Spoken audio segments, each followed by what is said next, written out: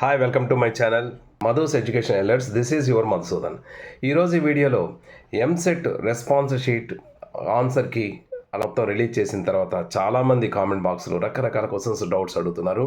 అందులో ముఖ్యంగా అడిగేది ఏంటంటే, చాలామంది క్వాలిఫై ఒక 40 మార్క్స్ కన్నా లోపు వచ్చేవాళ్ళు మేము డిస్క్వాలిఫై అయ్యాము, మాకు క్వాలిఫై కాలేకపోయాం, మాకు ఏమైనా మార్క్స్ ఇంక్రీజ్ అవుతాయా లేదా అంటున్నారు. కొంతమంది నార్మలైజేషన్ అంటున్నారు. నార్మలైజేషన్లో ఏ షిఫ్ట్ వాళ్ళకి పెరుగుతాయి, ఏ షిఫ్ట్ వాళ్ళకి తగ్గుతాయి, అసలు నార్మలైజేషన్ అంటే ఏంటి, దీనివల్ల ఎవరికైనా బెనిఫిట్ వస్తుందా, ఎవరికి లాస్ అవుతుంది, ఇలా రకరకాల డౌట్స్ అనేవి అడుగుతున్నారు. సో మీ అందరి కోసం ఈ వీడియోలో మీకు అన్ని విషయాలు వివరంగా షేర్ చేసుకుందాం.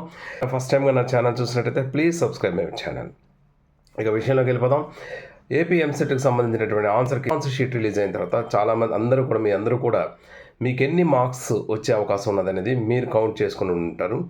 ఇక్కడ కౌంట్ చేసుకునేటప్పుడు ఫస్ట్ మనం గుర్తుపెట్టుకోవాల్సింది ఏంటంటే, ఆ రెస్పాన్స్ షీట్లో మీకు వచ్చే మార్క్స్ అనేవి మీ ఫైనల్ మార్క్స్ అనేవి కావు. అవి కేవలం మీరు రాసిన మార్క్స్లో ఎంతవరకు కరెక్ట్ రాశారన్న దానికి వచ్చినటువంటి కౌంట్ మాత్రమే. ఎన్ని ఆన్సర్స్ మీరు కరెక్ట్ చేశారన్న దాని మాత్రమే కౌంట్ అది. సో ఇప్పుడు ఇది ఫైనల్ కాదు. దీంట్లో ఎవరైనా మార్క్స్ కన్ఫర్మ్గా కొన్ని మార్క్స్ క్వాలిఫై మార్క్స్ కన్నా ఎక్కువ వచ్చిన వాళ్ళు ఉండొచ్చు, క్వాలిఫై మార్క్స్ కన్నా తక్కువ వచ్చిన వాళ్ళు ఉండవచ్చు. వాళ్ళకి అవే ఫైనల్ మార్క్స్ కావన్న విషయం ప్రతి ఒక్కరు గుర్తుపెట్టుకోండి. మరి ఫైనల్ మార్క్స్ ఏవి అంటే, ఇక్కడ మనకి రెస్పాన్స్ షీట్స్ వచ్చిన తర్వాత దీని మీద అబ్జెక్షన్స్ రైట్ చేయమని మనకు ఒక టైం అంటూ ఇచ్చారు. ఎవరైనా అబ్జెక్షన్స్ ఉంటే రైట్ చేసుకోవడానికి. సో మీకు వచ్చే షిఫ్ట్లో క్వశ్చన్ పేపర్స్లో ఏదైనా మిస్టేక్స్ ఉండొచ్చు. అవి ఆన్సర్ కీలోని తప్పుగా ఉండొచ్చు, అంటే మీకు సిలబస్ దాటేనే ఇవ్వచ్చు, లేదా క్వశ్చన్ అయినా తప్పుగా వదిలి ఉండొచ్చు. అటువంటివి ఎవరైనా రైట్ చేసి దానివల్ల మాకు మార్క్స్ పోయాయని ఎవరైనా అబ్జెక్షన్గా రైట్ చేస్తే దానివల్ల ఆ షిఫ్ట్లో ఉన్న ప్రతి స్టూడెంట్ కూడా దానివల్ల మార్క్ అనేది యాడ్ అవుతుంది, ఆటోమేటిక్గా మార్క్స్ అనేది వచ్చేస్తుంది. ఇది ఒక అవకాశం. ఇది కాకుండా రెండో అవకాశం ఏంటంటే నార్మలైజేషన్ ప్రాసెస్. అసలు నార్మలైజేషన్ ప్రాసెస్ అంటే ఏంటి? అందరూ ఎక్కువగా నార్మలైజేషన్ అంటున్నారు. అసలు దీని అర్థం ఏమిటి అంటే, మనకి జనరల్గా ఎంసెట్ అనేది చాలా షిఫ్ట్స్లో జరిగింది. 18వ తారీఖు నుంచి 23వ తారీఖు వరకు రకరకాల షిఫ్ట్స్లో ఎంసెట్ అనేది ఎగ్జామ్ జరిగింది. మార్నింగ్ షిఫ్ట్, ఆఫ్టర్నూన్ షిఫ్ట్ అనేది. సో కొన్ని షిఫ్ట్స్లో మనకి పేపర్స్ ఈజీగా ఉండొచ్చు, కొన్ని షిఫ్ట్స్లో మోడరేట్గా ఉండొచ్చు, కొన్ని షిఫ్ట్స్లో హార్డ్గా ఉండొచ్చు. అయితే ఈ షిఫ్ట్స్లో కూడా 3 సబ్జెక్ట్స్ ఎంపీసీ వాళ్ళు తీసుకుంటే మ్యాథ్స్, ఫిజిక్స్, కెమిస్ట్రీ 3 సబ్జెక్ట్స్ ఉంటాయి.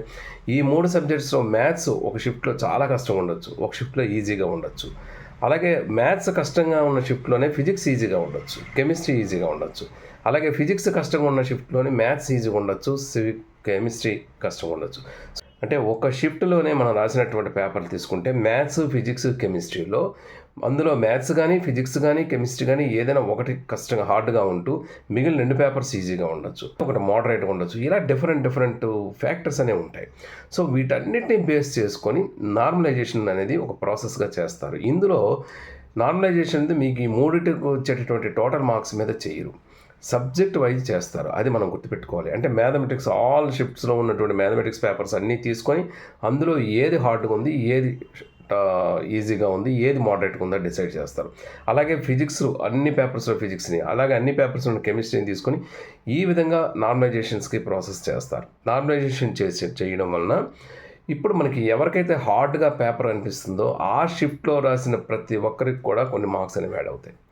అలాగే ఎవరైతే షిఫ్ట్స్లో చాలా ఈజీగా ఉందనుకున్నారో వాళ్ళకి కొన్ని మార్క్స్ అనేవి తగ్గుతాయి. ఇప్పుడు తగ్గుతాయి అనేసరికి చాలామంది స్టూడెంట్స్ డౌట్ ఏంటంటే, మాకున్న ఈ మార్క్స్లో ఇంకా తిరిగి తగ్గిపోతాయని చాలా భయపడవచ్చు. కానీ మనం ఒక విషయం గుర్తుపెట్టుకోవాలి. ఇప్పటికైనటువంటి అన్ని షిఫ్ట్స్లో మనం గమనించినట్లయితే ప్రతి షిఫ్ట్లో పేపర్ కూడా చాలా హార్డ్గానే ఉంది. ప్రతి షిఫ్ట్ ఇంచుమించు హార్డ్గా ఉంది. ఏదో 1-2 పేపర్స్లో తప్ప, అవి కూడా మోడరేట్గా ఉన్నాయి తప్ప ఏది కంప్లీట్ ఈజీగా ఏ షిఫ్ట్లో అయితే మాత్రం అనిపించలేదని చాలామంది స్టూడెంట్స్ చెప్తున్నారు. సో మీకు ఎక్కడైనా నార్మలైజేషన్ వల్ల తగ్గవలసి వచ్చినా మ్యాక్సిమం 1 or 2 మార్క్స్ మాత్రమే తగ్గే అవకాశం ఉంటుంది తప్ప 10 మార్క్స్ 8 మార్క్స్ తగ్గే అవకాశం మాత్రం ఎట్టి పరిస్థితిలో ఉండదు. ఇది ఒక విషయం గుర్తుపెట్టుకోండి. అలాగే చాలామందికి ఏంటంటే నార్మలైజేషన్ ప్రాసెస్ వల్ల మార్క్స్ అనేవి యాడ్ అవుతాయి. అయితే ఈ మార్క్స్ అనేవి చాలా ఎక్కువగా యాడ్ అయిపోతాయని ఎక్స్పెక్ట్ చేయకూడదు. ఒక 15 మార్క్స్, 10 మార్క్స్, 15 మార్క్స్ యాడ్ చేస్తాను అనుకోవద్దు.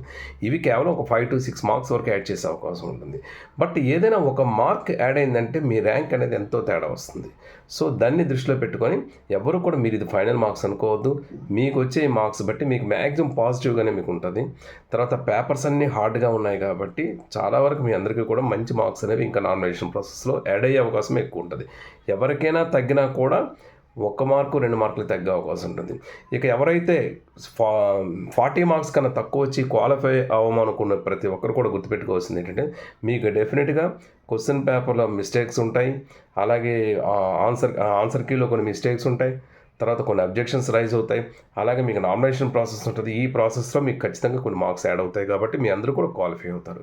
ఎవరు ఎటువంటి టెన్షన్ పడద్దు.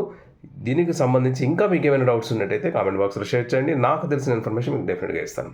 Thank you so much for your watching. This is your Madhusudan. Thank you.